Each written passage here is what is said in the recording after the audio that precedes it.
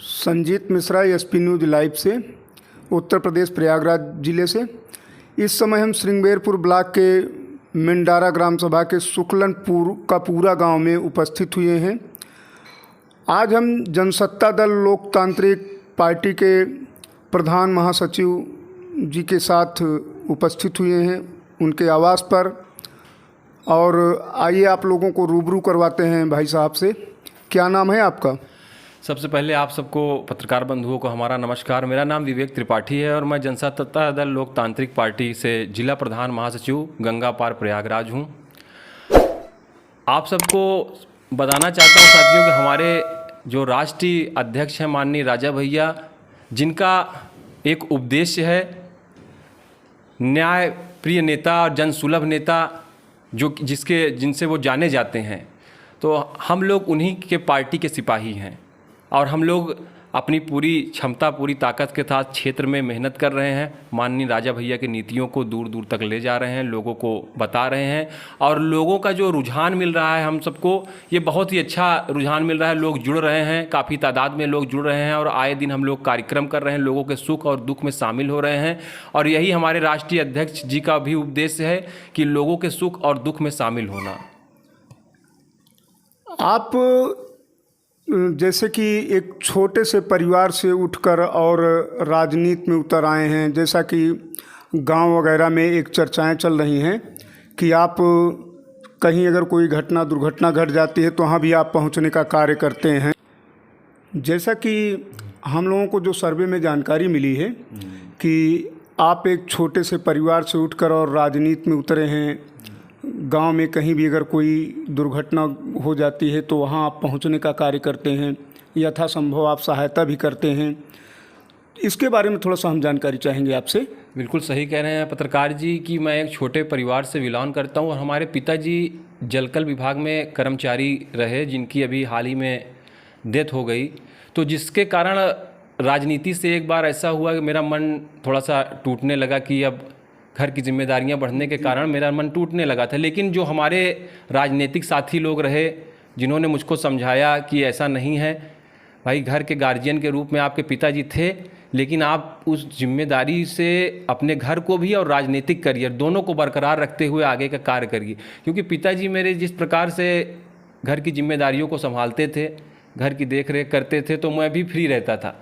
लेकिन जब उनके चले जाने के बाद से थोड़ा सा जिम्मेदारियाँ मेरे ऊपर बढ़ गईं, तो फिर कहीं ना कहीं जब मेरे साथियों ने, मेरे बड़े लीडरों ने जब मुझको समझाया, तो फिर से मैंने अपने आप को तैयार किया और मजबूती के साथ क्षेत्र में लगा, लोगों के सुख दुख में शामिल हुआ।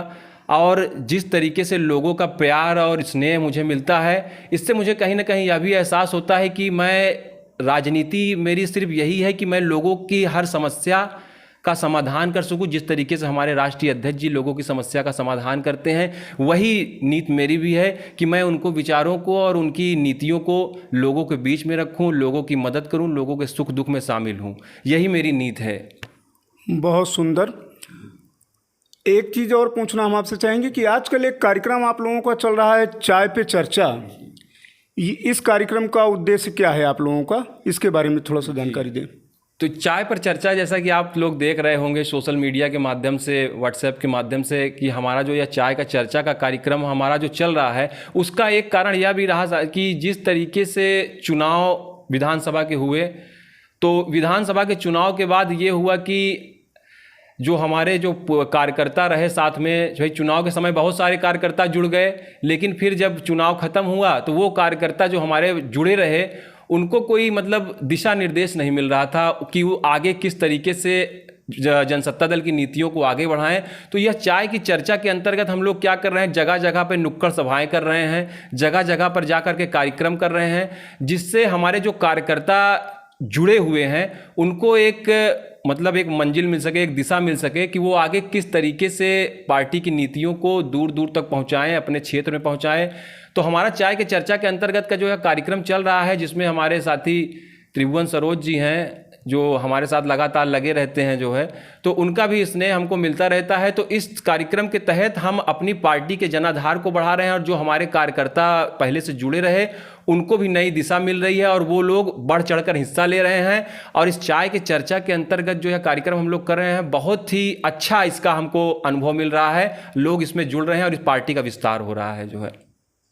जैसा कि आपके जो आने वाले चुनाव हैं उसमें जनसत्ता दल के राष्ट्रीय अध्यक्ष जी की क्या रणनीति है? जी, उसमें हमारे जनसत्ता दल के माननीय राष्ट्रीय अध्यक्ष जी की रणनीति है कि देखिए जिस तरीके से अभी नगर निकाय के चुनाव आपके सामने आ चुके हैं, अभी डेट नहीं घोषित हुई है, तो माननीय राष्ट्रीय अध्यक्ष जी की हमारी जो नीति है कि चाहे वो हमारी जो, अगर मैं अपने ज़िले की बात करूं तो हमारे ज़िले में जैसे कि हमने सोरांव विधानसभा जो हम वो सोरांव विधानसभा से हमारे नगर पंचायत अध्यक्ष के प्रत्याशी अभी माननीय राष्ट्रीय महासचिव जी ने उनको घोषित किया है, माननीय चंद्रभूषण शुक्ला जी को।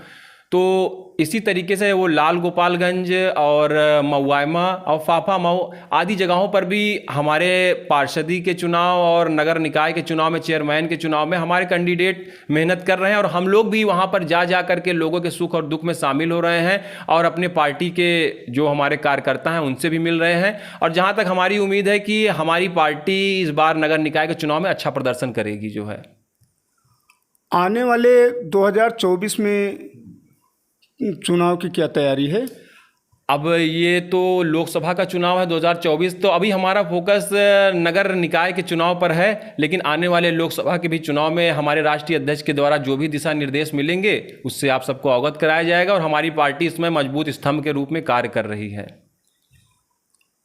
बहुत बहुत धन्यवाद। जैसा कि हम सुने हैं कि आप समाज में जो दबे कुचले लोग हैं उनके यहाँ आप जाते हैं और उनकी जो भी संभव हेल्प होती है वो आप करने का कार्य करते हैं, तो क्या ये पार्टी का निर्देश है या आप व्यक्तिगत करते चले आए हैं?